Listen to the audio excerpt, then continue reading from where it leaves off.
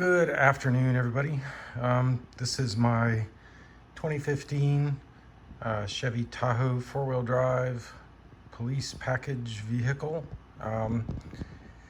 As you may have seen in the previous video, the number 6 cylinder, which is one of the active fuel management cylinders, has a collapsed lifter.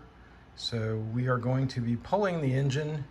We decided to go with a reman engine instead of trying to fix it or a junkyard option.